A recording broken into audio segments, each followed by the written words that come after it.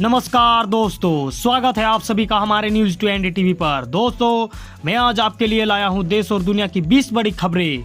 तो आपको एक एक करके सभी खबरें विस्तार से बताई जाएगी, तो वीडियो को अंत तक देखें। तो चलिए शुरुआत करते हैं आज की पहली खबर के साथ। दोस्तों, आज की पहली खबर काबुल से है। दोस्तों, काबुल एयरपोर्ट पर तालिबान की गोली के शिकार हुए 7 अफगान देश छोड़ने की कर रहे थे कोशिश। आपको बताते चलूं कि दोस्तों, ब्रिटिश रक्षा मंत्रालय ने रविवार को एक बयान में कहा कि काबुल के अंतर्राष्ट्रीय हवाई अड्डे के पास भीड़ में कम से कम 7 अफगान मारे गए हैं। वे तालिबान के द्वारा कब्जा किए जाने के बाद अफगानिस्तान छोड़ने की कोशिश कर रहे थे। रक्षा मंत्रालय ने एक बयान में कहा कि जमीन पर स्थितियां बेहद चुनौतीपूर्ण है, लेकिन हम स्थिति को यथासंभव सुरक्षित तरीके से प्रतिबंध करने के लिए हर संभव प्रयास कर रहे हैं। वही दूसरी खबर दोस्तों, काबुल से भारत पहुंचने पर भावुक हुए एक अफगान सांसद, बोले 20 सालों में जो बनाया सब खत्म हो गया।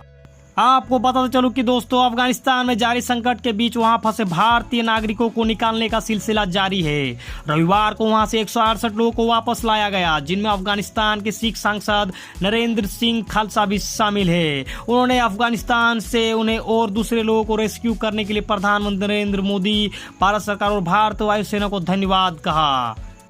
वही दोस्तों, अफगान संकट का जिक्र कर सीए की वकालत हरदीप सिंह पुरी बोले पड़ोस के हालात बताते हैं क्यों जरूरी है कानून। आपको बताते चलो कि अफगानिस्तान से लोगों को सुरक्षित निकालने की मुहिम जारी है। तालिबान के कब्जे के बाद लोग वहां से निकलने के लिए छटपटा रहे हैं। खासतौर पर हिंदू और सिख सहित अल्पसंख्यक समुदायों के लिए खतरा बढ़ गया है। इस बीच केंद्रीय पेट्रोलियम मंत्री हरदीप सिंह पुरी ने अफगानिस्तान संकट से जुड़ी एक खबर शेयर करते हुए नागरिकता संशोधन कानून की वकालत की।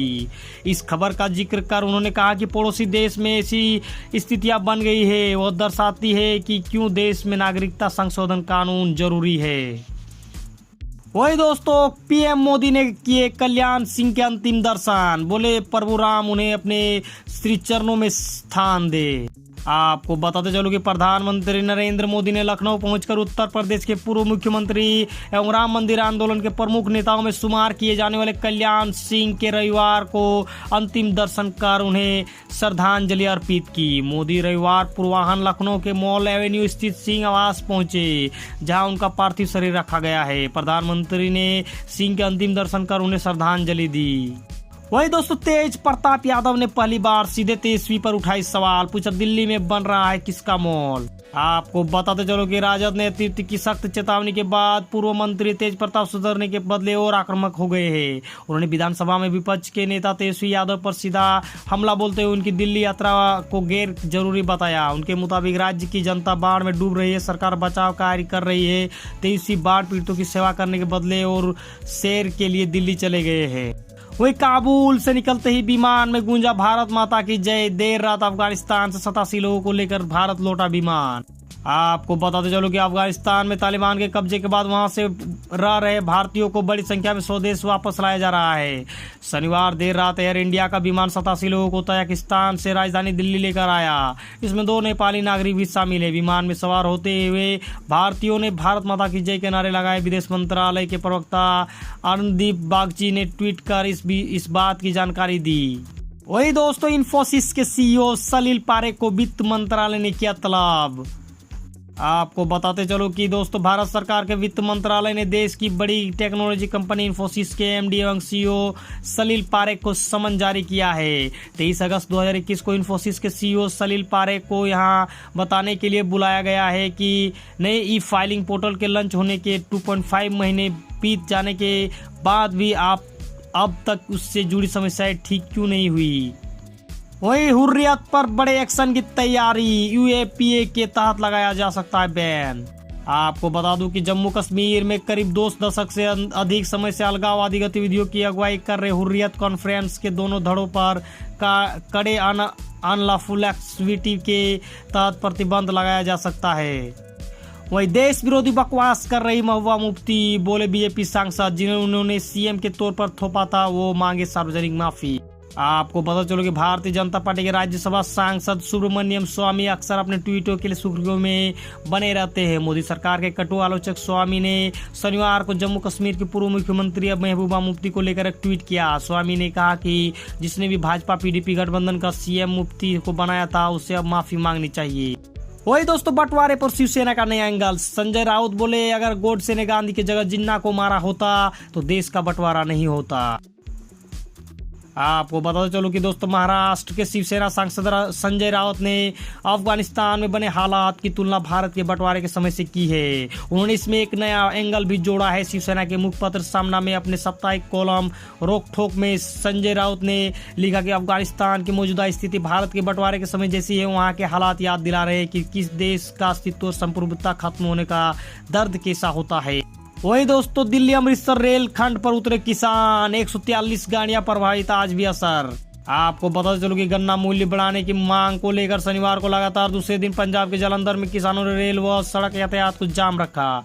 इसके चलते 107 ट्रेन प्रभावित हुई, जबकि राष्ट्रीय राजमार्ग पर घंटों तक वाहनों की लंबी लाइनें लगी रही। रद्द होने वाली ट्रेनों में दिल्ली से चलने वाली जम्मूतवी एक्सप्रेस, वंदे भारत एक्सप्रेस, उत्तरी संपर्क क्रांति समेत कई प्रमुख सेवाएं शामिल है। वही 350 किलोमीटर प्रति घंटे की रफ्तार से दौड़ेगी दिल्ली से अयोध्या के बीच बुलेट ट्रेन। एयरपोर्ट के पास बनेगा स्टेशन।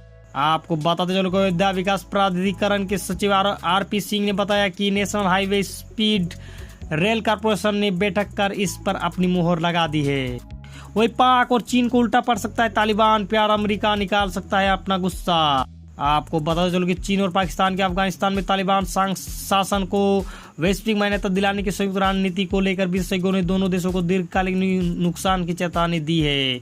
15 अगस्त को तालिबान के काबुल पर कब्जा करने के बाद चीन और पाकिस्तान ने अफगानिस्तान में 20 साल के युद्ध के बाद इस मामले में दूसरे देशों के साथ संपर्क बढ़ाना शुरू कर दिया है। वही तालिबान से जुड़े हक्कानी नेटवर्क को लेकर भारत की बड़ी चिंता। आपको बता चलो कि अफगानिस्तान पर तालिबान के कब्जे के बाद पूरी दुनिया के साथ साथ भारत की चिंता भी बेहद बढ़ गई है। तालिबान के साथ दुनिया के 2 सबसे खतरनाक आतंकी संगठन का कनेक्शन है। पहला हक्कानी नेटवर्क और दूसरा अलकायदा। हक्कानी नेटवर्क एक अलग संगठन है, लेकिन काम वो तालिबान के लिए करता है। वही तालिबान के साथ काम करने को तैयार ब्रिटेन। पीएम जॉनसन बोले, जरूरत हुई तो रास्ता खुला है। आपको बता दूं, ब्रिटेन ने अफगानिस्तान में तालिबान सरकार के साथ काम करने के संकेत दिए हैं। ब्रिटिश प्रधानमंत्री बोरिस जॉनसन ने कहा कि अफगानिस्तान में समाधान तलाशने के लिए ब्रिटेन के कूटनीतिक प्रयास जारी है। उन्होंने यह भी कहा कि अगर जरूरत हुई तो तालिबान के साथ काम करने का रास्ता भी अब खुला है। वही दोस्तों, बलूचिस्तान में 3 दिन में दूसरा हमला, पाकिस्तान के साथ चीन की भी बड़ी टेंशन। आपको बताते चलो कि पाकिस्तान के अशांत प्रांत बलूचिस्तान में 3 दिन में दूसरा हमला हुआ है। गिचिक इलाके में आतंकवादियों के एक हमले में पाकिस्तानी सेना के एक कप्तान की मौत हो गई, जबकि 2 सैनिक घायल हो गए। पाकिस्तानी सेना की मीडिया शाखा इंटर सर्विसेज पब्लिक रिलेशंस ने रविवार को कहा कि घायल सैनिकों को खुजदे में एक अस्पताल में भर्ती कराया गया है। यह हमला उस समय हुआ जब सेना का वाहन आतंकियों की ओर से बिछाए गए आईडी से टकरा गई। वही दोस्तों, इस्लामाबाद के मदरसे में मना तालिबान की जीत का जश्न, अफगान लोग बोले पाकिस्तान भी टूटेगा। आपको बता चलो कि इस कार्यक्रम की सोशल मीडिया पर सामने आई है। इन्होंने देखकर लोगों ने कहा कि इस तरह मासूम बच्चों का इस्तेमाल नहीं किया जाना चाहिए और उन्हें शांति का पाठ पढ़ाया जाना चाहिए। वही सीमा पर हिंसा के बाद इजरायली विमानों ने गाजा में हमास के ठिकानों पर किए हमले। आपको बताते चलो कि इजरायली विमानों ने शनिवार की देर रात गाजा में हमास के ठिकानों पर हमला किया। इजरायली सेना ने कहा कि सीमा पार से गोलीबारी के बाद यहां हिंसा बढ़ गई। इस संघर्ष में एक इजरायली सैनिक गंभीर रूप से घायल हो गया और 2 गंभीर रूप से घायल हो गए। इस संघर्ष से इजरायली सैनिकों सहित 41 फिलिस्तीनी घायल हो गए। वही दोस्तों, अत्याधुनिक हथियार तालिबान को मिलने पर अमेरिकी सांसदों ने जताई चिंता। रक्षा मंत्री को लिखा पत्र। आपको बता चलो कि अफगानिस्तान में तालिबान के हाथ गए अरबों डॉलर के अत्याधुनिक अमेरिकी हथियारों के मसले पर बाइडेन प्रशासन घिर गया है। 2 दर्जन से ज्यादा विपक्षी रिपब्लिकन सांसदों ने इस लापरवाही के लिए जिम्मेदारी तय करने की मांग सरकार से की है। कहा है कि इस अत्याधुनिक हथियारों के इस्तेमाल के तालिबान रूस, चीन, ईरान और पाकिस्तान की मदद ले सकता है। इससे अमेरिकी तकनीक की गोपनीयता खत्म होगी, साथ ही सुरक्षा चुनौतियां भी बढ़ेगी। वही दोस्तों, बीजेपी से 2 बार खराब हुए थे कल्याण सिंह के ताल्लुकात, चले गए थे छोड़कर दल। आपको पता चलो कि लगभग 3 दशक पहले अयोध्या में बाबरी मस्जिद विध्वंस के बाद भारतीय जनता पार्टी के वरिष्ठ नेता कल्याण सिंह एक प्रमुख हिंदू नेता के तौर पर उभरे थे। हालांकि उस घटना के बाद उन्होंने नैतिक जिम्मेदारी लेते हुए उत्तर प्रदेश के मुख्यमंत्री पद से इस्तीफा दे दिया था। आज के लिए बस इतना ही दोस्तों। अगर हमारी वीडियो आपको पसंद आए तो वीडियो को लाइक करें, शेयर करें और सब्सक्राइब करें दोस्तों। और इस तरह का डेली न्यूज अपडेट पाने के लिए बेल आइकन को दबाना ना भूले। नमस्कार, आदाब, सत श्री अकाल, जय हिंद, जय भारत।